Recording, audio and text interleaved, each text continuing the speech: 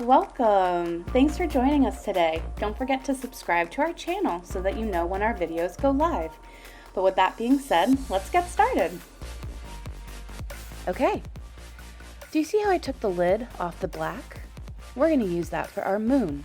Why don't you go ahead and trace right around, and then we'll get started painting. If you don't have one of our SplatterBox kits, just find a small glass to trace, or something else round. Okay, we're going to first start off by filling in our moon and then the rest of the sky. Let's get started. While you guys are painting in your moon white, I have a fun fact for you. Did you know that the moon's atmosphere is like a vacuum, so there's no sound? If you don't know what atmosphere is, let me explain really quick. The moon doesn't have an atmosphere like Earth does. Our atmosphere on Earth helps to keep temperatures regular, protect us from meteorites and solar winds, and it also causes our sky to look blue in the daytime. The moon doesn't have this kind of atmosphere, and like I said, it's more like a vacuum. There, the temperatures go from very hot to cold and back very quickly, and there's no sound and the sky always looks black. Did you guys know that?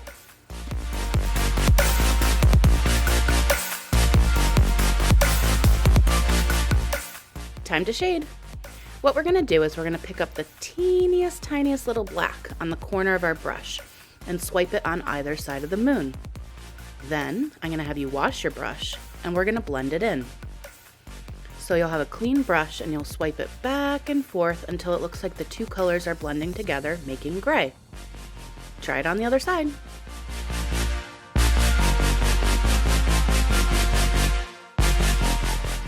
Great. See how it's starting to look more 3D? But let's keep going. We're now going to start adding on what will look like the craters. Let's add on a little bit of white first and we'll go back with black and blend it in.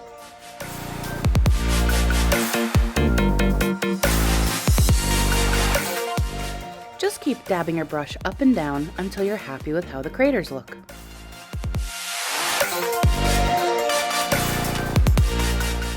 Sky time!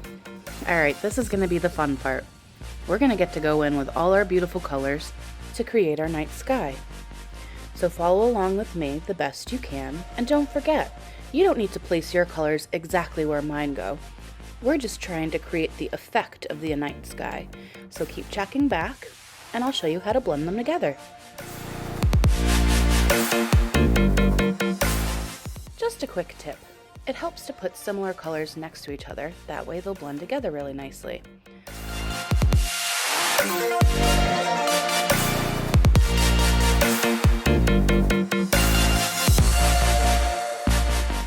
Keep working your way all the way around the moon, and then you'll be able to spread out to the rest of your paper.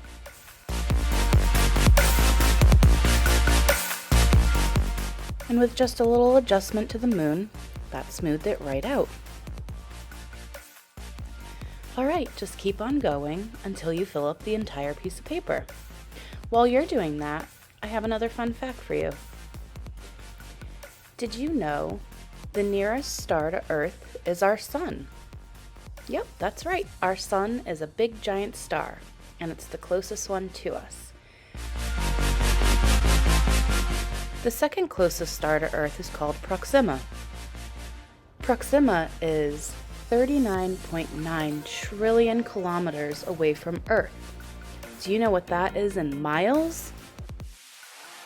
Let's ask Siri. Hey Siri, what's 39 trillion kilometers in miles? 39 trillion kilometers is 24,233,476,497,256.02 miles. Wow, that's super far, and would take an aircraft 75,000 years to get to Proxima, the second closest star to Earth.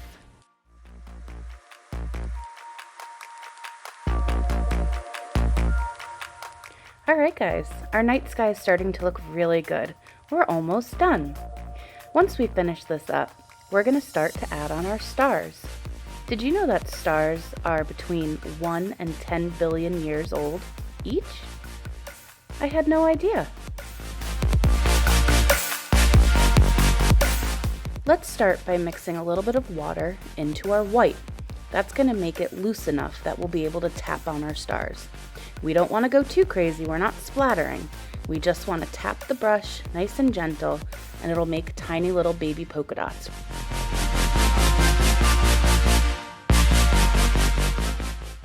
I'm just using one of our caps to make sure it's liquidy enough.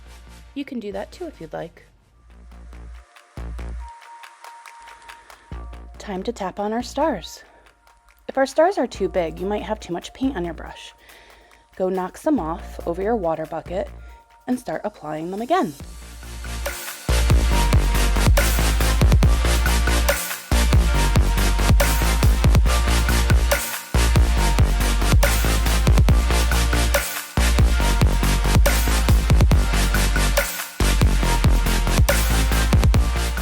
Great job, guys.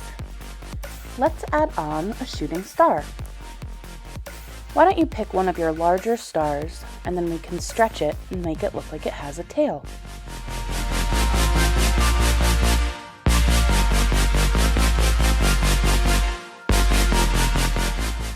Make a wish. And just to make it look a little fancier, let's add some points.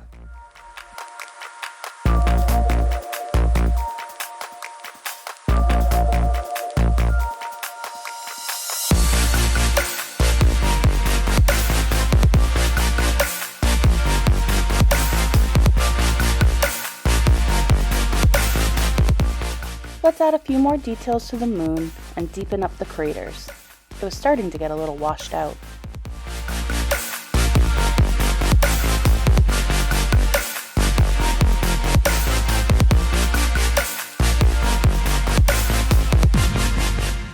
A little bit of water on top, and that'll help to blend them in.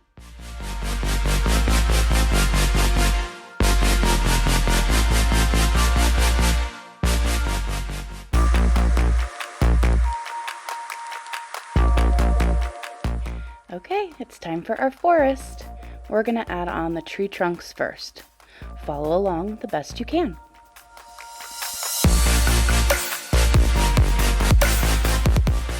Thanks for hanging out with us today. We hope you're enjoying the painting as much as we are.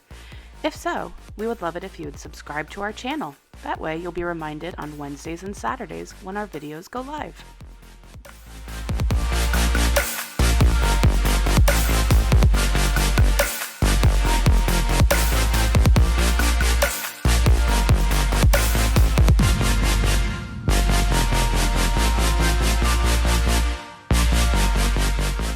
The best way to add our leaves on is to dot our brush up and down. And as you work further down the tree, it's going to start to look more like a triangle. We don't want it to get too thick though. Alright, so go nice and slow. You might want to watch this part fully and then go back and work on your own. That way you can pick up some tips here and there on how to fill it in.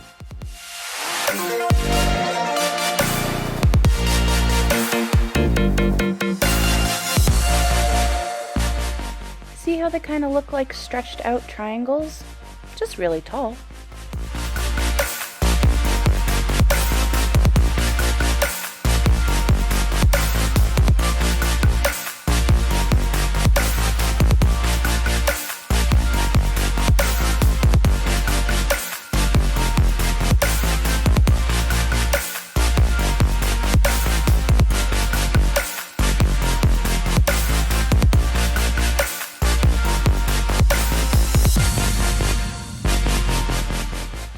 Oops, you caught me.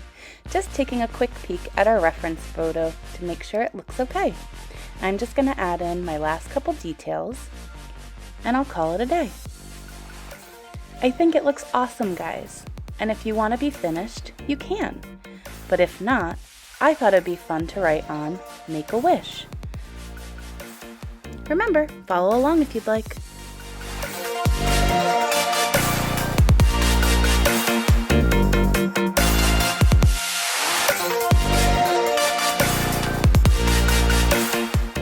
Wow, awesome job, guys. I think it looks so beautiful. How about you? I had so much fun hanging out with you today, and I'm so proud of you. Great job. Can't wait to hang out with you next time. Bye!